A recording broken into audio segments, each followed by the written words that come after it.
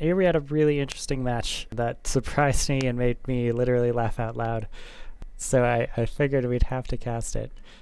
I'm going with Khalida, our good snake girl, and the Tomb Kings. And as you can see, our forces are kind of... I just decided to give up the slope here, which gives them an advantageous downhill charge, which helps with their charge bonus and speed, which also factors into charge damage. But as you can see, we just got our beautiful snake contingent. The let's see if we can get the Eyes of the Desert here.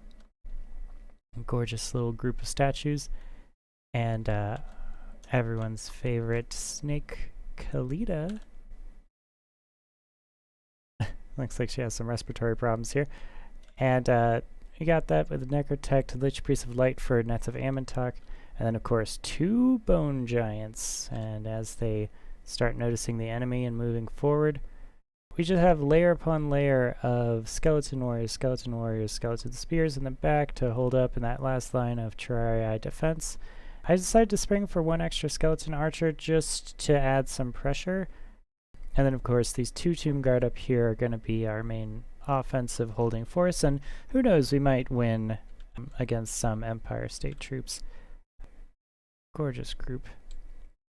Anyway, normally the Tomb Giants, or the Bone Giants, are against cavalry that Empire is well known for, but here we just have a mass flagellant rush paired with a Warrior Priest and then Balthazar Gelt, who has actually a really cool idea in the charge, and we'll see that as the main point of this, and then a bunch of Halberdiers to deal with our constructs, which normally, you know, with Cetra and his giant statue cat bounding through the back line of the Empire, these halberds are good. But here we go, big overcast glittering robe in an area of effect with 60 armor.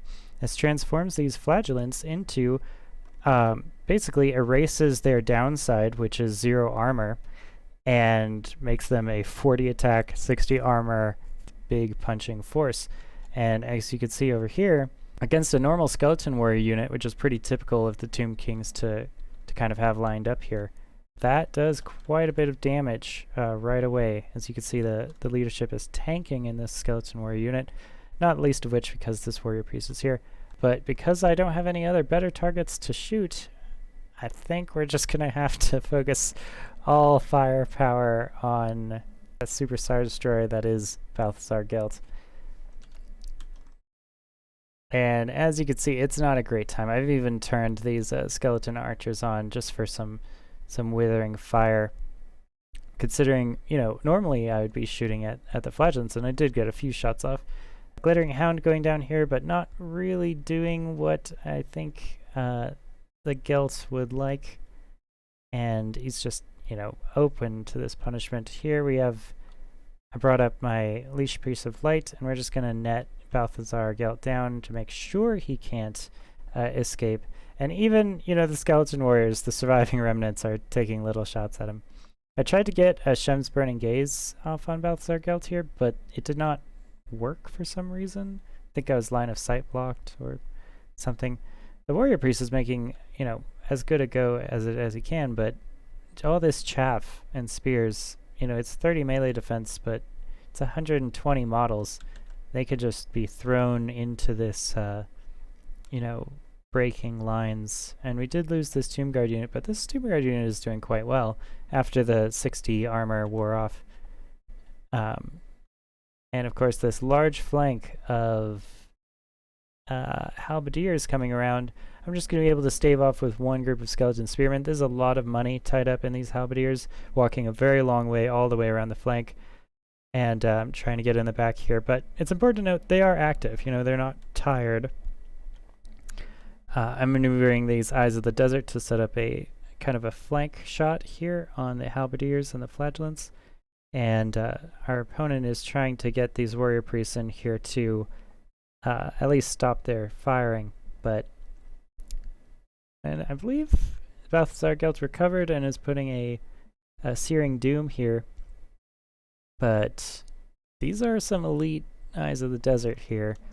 And this Warrior Priest is not going to really be enjoying his life. This is all armor-piercing damage here, 75. It should be anti-large, but it works just as well. Or it doesn't work just as well, but it works quite well against small targets also.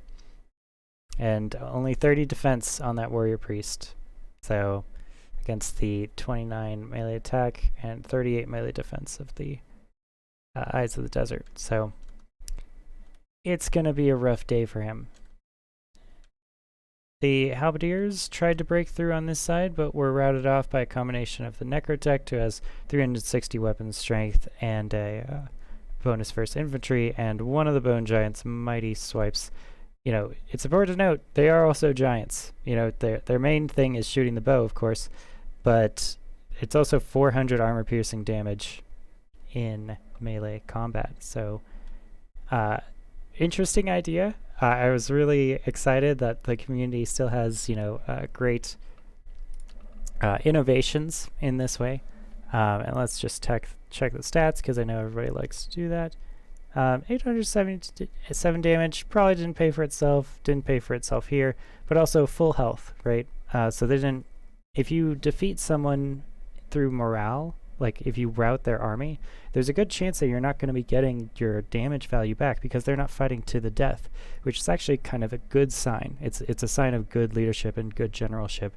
You don't have to slaughter your enemy to a man if you just manipulate the structure of morale and leadership to get them to run away before you have to kill them. In fact, in I think the Japanese push on Singapore, the Japanese general said, we're winning quite heavily. I'd like to finish my work without killing too much of the enemy.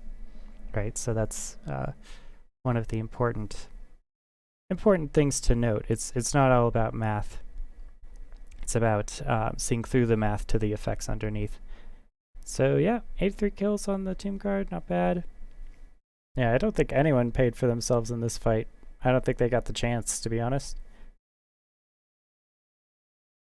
Maybe some of these. 18 for the Necrotect, yeah. Light Freeze definitely didn't. Khalida didn't even, you know, most of these units didn't even get their feet wet, really. And the ones that were just chaff at the front were sacrificed. Ah, good damage on the Flagellants. 62. 353. Yeah. The fights that are kind of over before the bitter end usually don't feature that strong of damage numbers. But thank you for dropping by, and I'll hope to see you in the next one. And peace.